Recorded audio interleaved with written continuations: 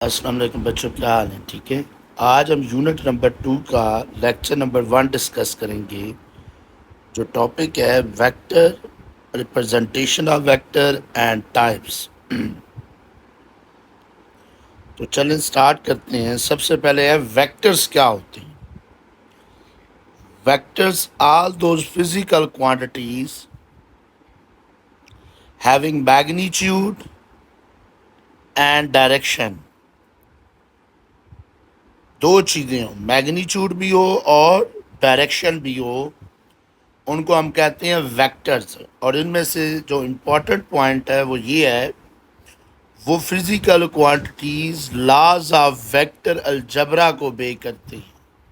यानी जो वेक्टर का अलजबरा है, जो लॉज हैं उनको फॉलो करती हूँ फिजिकल।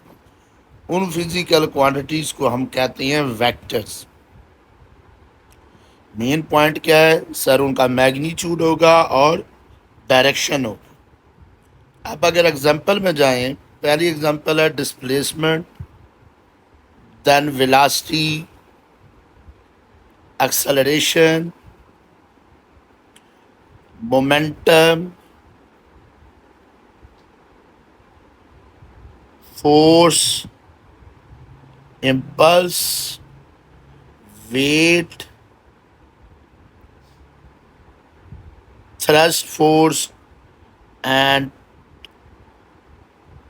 टॉर्क। ये सारी क्या है सर? ये वेक्टर्स हैं, वेक्टर की एग्जांपल है। नेक्स्ट आ जाएंगे रिप्रेजेंटेशन। वेक्टर को रिप्रेजेंट करने के बच्चों दो वेज हैं, दो मेथड हैं। एक मेथड को हम कहते हैं सिंबॉलिकल रिप्रेजेंटेशन और दूसरा मेथड है ग्राफिकल रिप्रेजेंटेशन। अच्छा, सिंबॉलिकल और ग्राफिकली में, सिंबॉलिकल रिप्रेजेंटेशन में आप क्या करते हैं कि जिस वेक्टर को आपने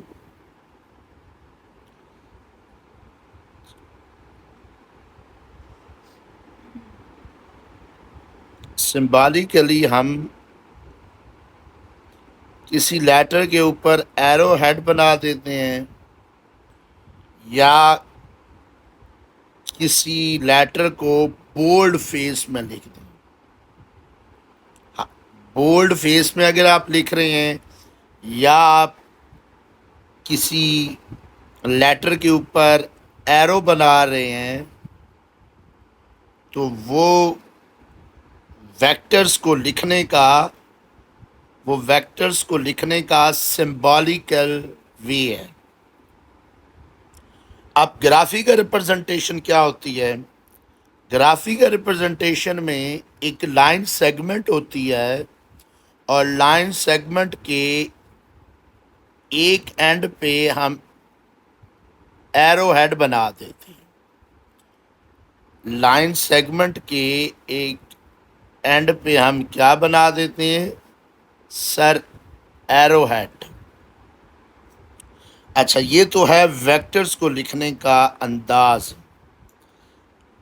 अब वेक्टर के पास दो चीज़ें होती हैं। वेक्टर का मैग्नीट्यूड भी होता है। सर मैग्नीट्यूड को सिंबॉलिकली कैसे लिखा जाता है? वेक्टर के मैग्नीट्यूड को सिंबॉलिकली हम मॉड में लिखते हैं, मॉडुलस। दो लाइनें ड्रा करके ये अंदाज है वेक्टर के मैग्नीट्यूड को सिंबॉलिकल लिखने की। यानी वेक्टर लिख के ना, या सिंपल आप लाइनें ड्रा कर, इसका मतलब है मैग्नीट्यूड है। और अगर लाइनें नहीं है तो इसका मतलब है वेक्टर है। अच्छा सर, ग्राफिकली वेक्टर के मैग्नीट्यूड का कैसे पता चलता है? तो बच्चों, ये जो वेक्टर की लेंथ, लाइन की लेंथ होती है ना, ये हमें मैग्नीट्यूड बता रही होती है। तो हम ये कहेंगे, ग्राफिकली में लिखेंगे, the length of the line, the length of the line segment the length of the line segment gives the information about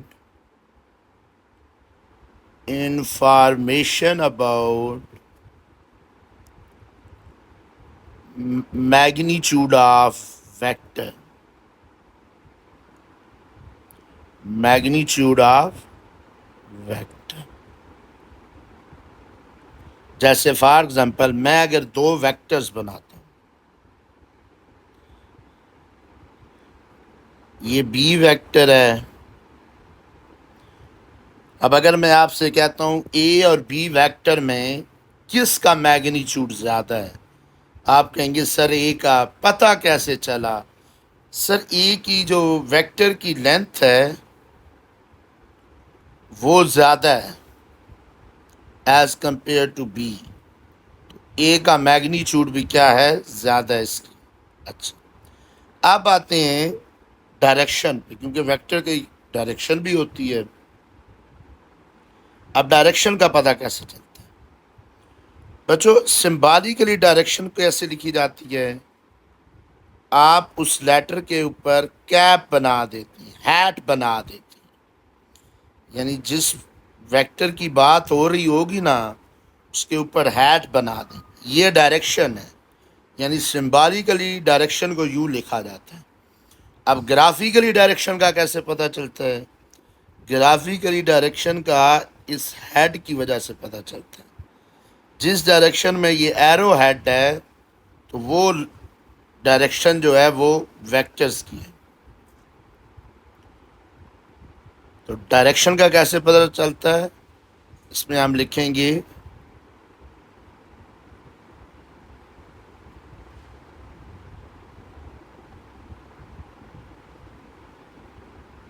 with the arrowhead, with the arrowhead।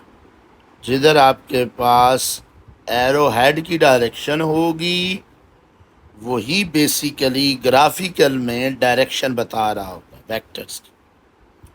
ठीक है बच्चों, तो ये अंदाज था किसी वेक्टर को ग्राफिकली और सिंबॉलिकल लिखने का।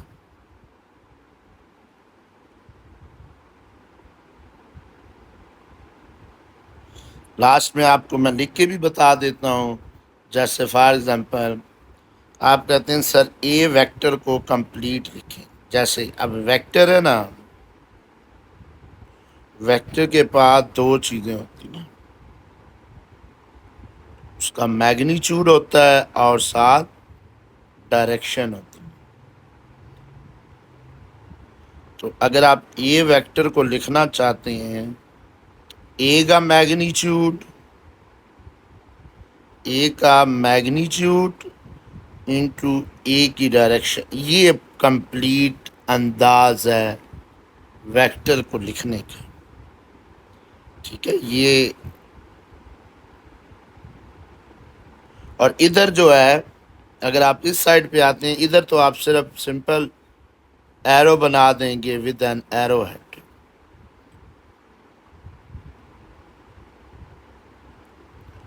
ठीक है, अब आते हैं next types of vector. Different types of vector हैं। पहली टाइप्स है equal vector. Two vectors A and B are said to be equal vector when they equal magnitude and same direction। Equal vector में बच्चों दो बातें याद रखनी है। सर वो दो बातें क्या हैं? उनका मैग्नीट्यूड भी सेम हो। अब मैंने आपको बताया ना कि मैग्नीट्यूड सेम कैसे देखा जाता है। सर जो लेंथ होती है किसी वेक्टर की वो उस वेक्टर का मैग्नीट्यूड बताता है। अब ये दोनों की लेंथ बराबर है तो ये दोनों वेक्टर का मैग्नीट्यूड इक्वल है और ऊपर से इनके एरो की डायरेक्शन भी सेम है, तो ये इक्वल मैग्नीट्यूड है और डायरेक्शन भी सेम है, तो ये इक्वल वेक्टर्स। तो नेक्स्ट इज है पैरेलल वेक्टर। पैरेलल वेक्टर्स क्या होते हैं? two vectors A and B are said to be parallel when both have same direction. Parallel में हम ये कहते हैं कि उनकी डायरेक्शन सेम हो, उनकी डायरेक्शन क्या हो, सेम हो। जैसे ये ए है, ये बी है, मैग्नीट्यूड कम ज़्यादा हो सकता है, कोई छोटा बड़ा हो सकता है, लेकिन इसमें ये है इक्वल भी हो सकता है, छोटा बड़ा भी, लेकिन इसमें ये छोटी होनी चाहिए, दोनों की डायरेक्शन सेम हो, बस ये कंडीशन है बच्चों, ये कंडीशन है कि डायरेक्शन सेम होनी चाहिए। ऊपर वाले में डायरेक्शन भी सेम थी, ऊपर वाले में मैग्नीट्यूड भी इक्वल की बात हो रही थी और डायरेक्शन भी सेम थी, ये दोनों बातें थी। यहाँ सिर्फ डायरेक्शन सेम। एक पॉइंट और याद रखिएगा कि जो इक्वल पैरेलल वेक्टर्स होते हैं उनका जो एंगल बनता है,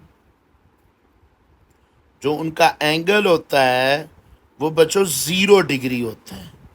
जब भी दो, ये पॉइंट याद रखना है बच्चों, जब भी दो वेक्टर्स पैरेलल होंगे, सेम डायरेक्शन में होंगे, तो उनका एंगल क्या बनेगा, 0 डिग्री बनेगा। नेक्स्ट है एंटी पैरेलल वेक्टर्स। अब एंटी पैरेलल वेक्टर्स कौन से होते हैं? Two vectors are said to be anti parallel when both have opposite direction. Direction दोनों की क्या हो, ऑपोजिट हो। जैसे ये ए वेक्टर है और ये आपके पास बी वेक्टर, ये एक लाइन में भी हो सकते हैं, ऊपर नीचे भी हो सकते हैं, छोटे बड़े भी हो सकते हैं, लेकिन इसमें जो कंडीशन है वो मैग्नीट्यूड की नहीं बात कर रहा, सिर्फ डायरेक्शन की बात हो रही है, दोनों की डायरेक्शन अपोजिट होनी चाहिए। तो जब एंटी पैरेलल होंगे तो एंगल जो बनेगा बच्चों वो 180 डिग्री होगा।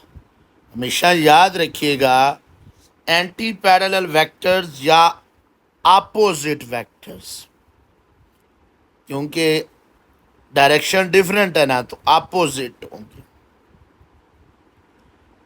Parallel vectors,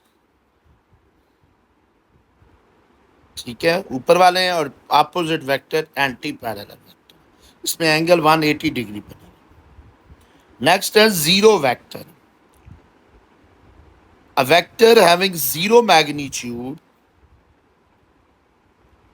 and arbitrary direction। जो जीरो वेक्टर होते हैं उनका मैग्नीट्यूड तो जीरो होता है, लेकिन जो डायरेक्शन होती है वो आर्बिट्रेरी होती है। सर आर्बिट्रेरी डायरेक्शन क्या होती है? कुछ भी डायरेक्शन हो सकती है, नो स्पेसिफिक डायरेक्शन, आप उसको ड्रा नहीं करते, कुछ भी हो सकती है, क्योंकि जीरो मैग्नीट्यूड को आप ड्रा ही नहीं कर सकते। अच्छा, रिप्रेजेंटेशन, जीरो वेक्टर के ऊपर हम एरो बना देते हैं। अच्छा, अब जहन में सवाल आएगा, सर जीरो वेक्टर मिलेगा कहाँ पर? बच्चों, जब ए वेक्टर में आप माइनस ए वेक्टर को ऐड करेंगे ना, तो आपके पास जीरो वेक्टर आएगा। जैसे 2 में -2 करते हैं तो जीरो आता है ना, ये जो जीरो है ये स्केलर जीरो है, लेकिन जब आप किसी वेक्टर में कोई और वेक्टर माइनस करेंगे तो जीरो वेक्टर आएगा। समझ आ गई? जीरो को हम ड्रा नहीं कर सकते, जीरो मैग्नीट्यूड ड्रा नहीं हो सकता। एक और एग्जांपल हो सकती है, आप में से एक स्टूडेंट कहता है कि सर अगर सर जीरो नंबर जो है, स्केलर वाला जीरो, मैथ वाला जीरो, उसको अगर हम किसी वेक्टर के साथ मल्टीप्लाई करें तो उस वेक्टर को जीरो कर देगा, फिर जीरो वेक्टर आएगा। नल वेक्टर या जीरो वेक्टर, जीरो वेक्टर का दूसरा नाम नल वेक्टर भी है, ये भी आप अक्सर सुनेंगे। नेक्स्ट है यूनिट वेक्टर। अब यूनिट वेक्टर क्या होता है बच्चों? Unit vector, a vector whose magnitude is one. Unit का मतलब होता है वन, यानी मैग्नीट्यूड वन हो, डायरेक्शन किधर हो, direction is along the direction of given vector. असल में जो मेन जो कंसेप्ट है, यूनिट वेक्टर डायरेक्शन बताता है। किसकी डायरेक्शन बताता है? वेक्टर्स की। जैसे मैं आपको कहता हूं कि ये ए वेक्टर है,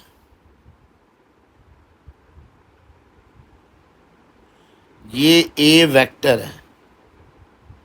अब ए वेक्टर की जो डायरेक्शन बता रहा होगा वो ए यूनिट वेक्टर होगा, वो उसी डायरेक्शन में होगा, वो उसी डायरेक्शन में होगा। ठीक है, तो इसको रिप्रेजेंट किया जाता है, हम लेटर के ऊपर हैट बना देते हैं। लेटर के ऊपर क्या बना देते हैं? Hat over a letter.